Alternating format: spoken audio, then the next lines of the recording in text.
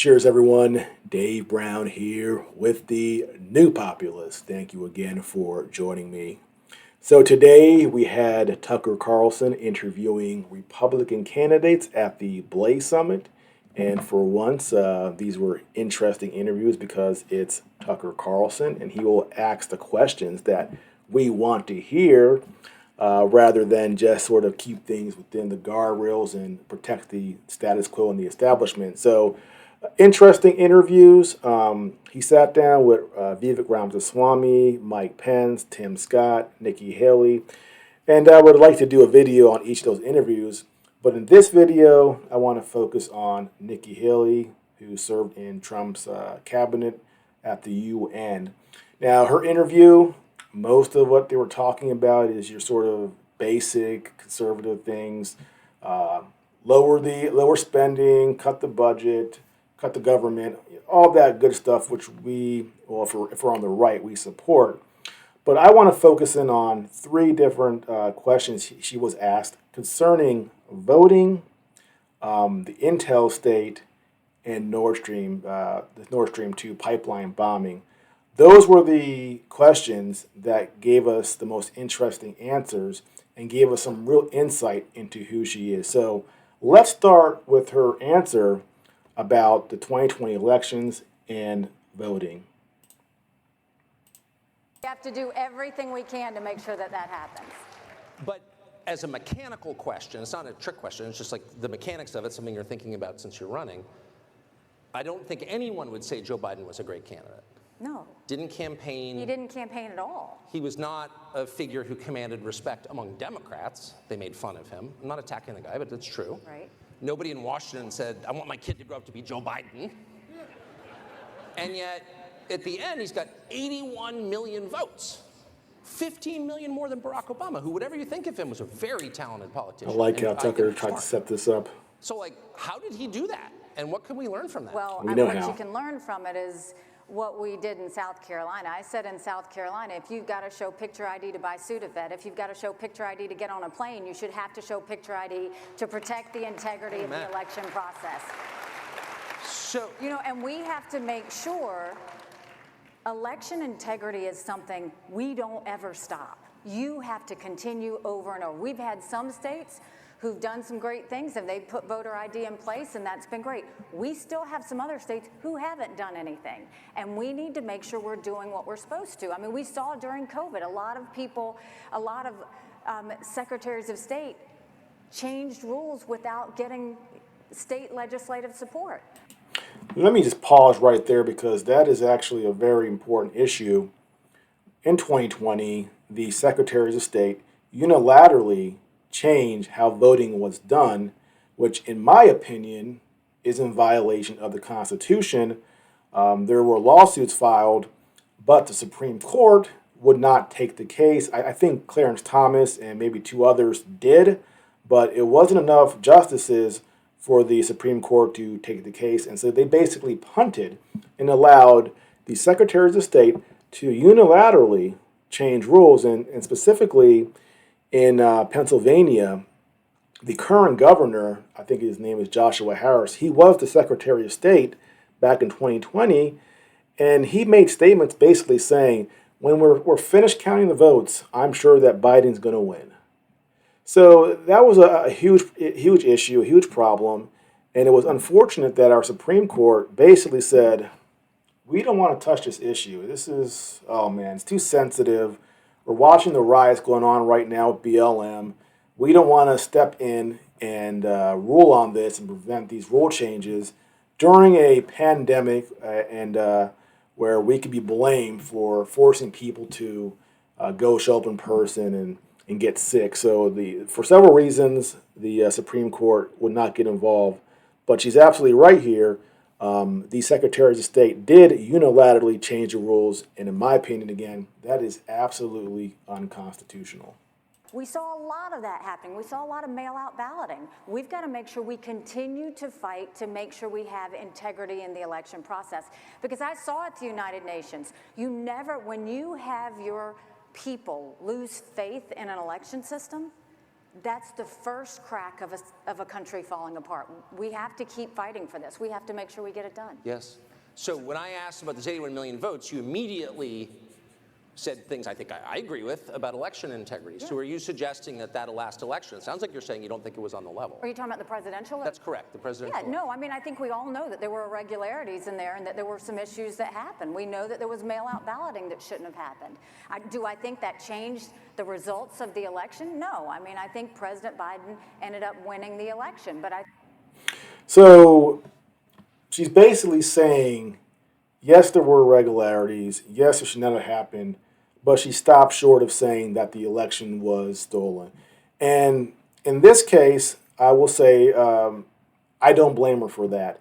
At this point, there is nothing to be gained for her specifically to go back and relitigate whether or not Biden won fairly. So I don't mind her in this instant sidestepping that question of whether or not the 2020 election was stolen.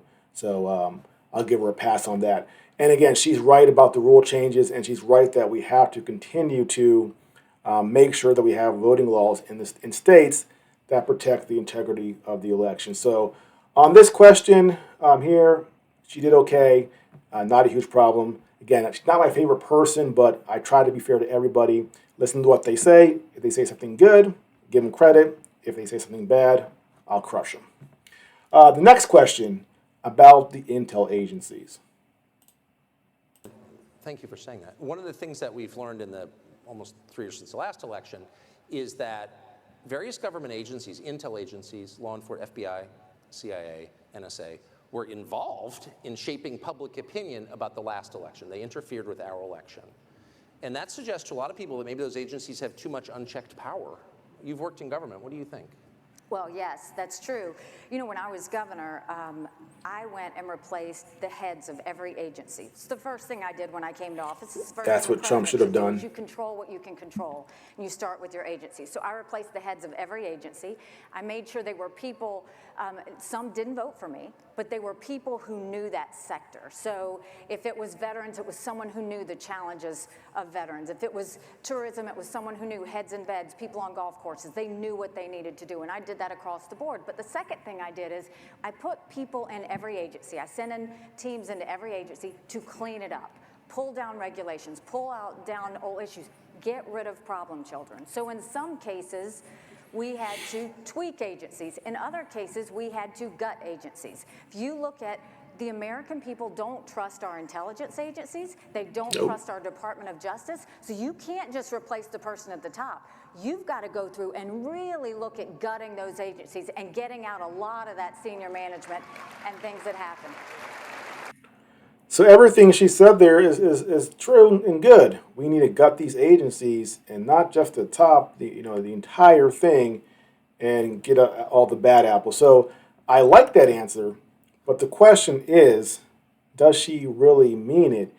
If she were to get into power, would she go to the FBI, the DOJ, the CIA, and actually clean house? And that is where I'm not confident she would do that. But good answer. Just don't buy it. And this next question here is why I don't buy it. The question about the Nord Stream pipeline being bombed. And Tucker was really good here, and I liked how he asked this question. Well, speaking of energy in the military, who blew up the Nord Stream pipeline? Look at her face. I mean, I don't know. I'm not claiming you did it. No. I'm just kidding.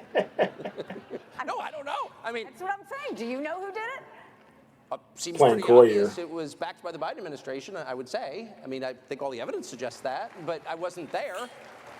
She doesn't want to go there. I mean, that seems like a huge step. This is the largest industrial sabotage in history, sent more carbon in the atmosphere than any act ever. And there's weirdly no curiosity about who did it. And None. I think that's strange. What do you think? There's a lot of things that are strange with the Biden administration. This is the first one.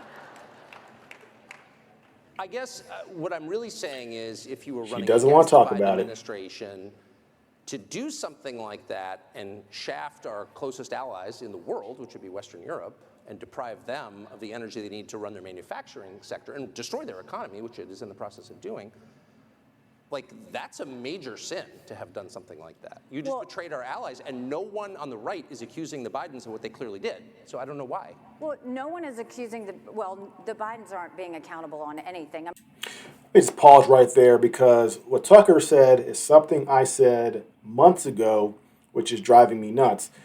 If Seymour Hersh is right, and the United States was behind the Nord Stream 2 pipeline bombing, why hasn't the Republicans in the House called a hearing, brought in William Burns from the CIA, Victoria Nuland from the State Department, sat them down and questioned them under oath if they had any idea what happened to that pipeline? And my guess, because we did it, my guess is that they would either not answer the question or say, I'm sorry, I can't answer it here. We need to go to a special session behind closed doors because this is a huge national security thing. I guarantee you that would happen. But has Kevin McCarthy done that? Nope. And why not? Well, the problem is when it comes to the military-industrial complex and foreign policy, both parties will not go against the narrative, will not go against MIC and these geopolitical planners. And here we have Nikki Haley. She does not want to talk about it. And Tucker says this should be a good opportunity. If the Biden administration committed this act of international terrorism, it's a gift for Republicans. But Republicans won't touch it. And that is my frustration. And that right there is the uniparty. Foreign policy, it's a uniparty. And Nikki Haley will not challenge that, which is, again, why I don't trust her to go to the intel agencies and clean house. How is she going to clean house in the CIA and the DOJ and FBI when she can't even answer this question here?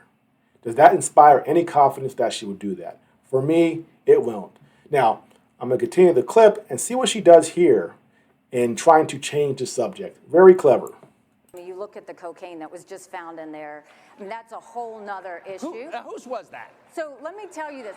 No, Go ahead. No one's watching. Just what do you think? no, this is really important. Oh, stop there.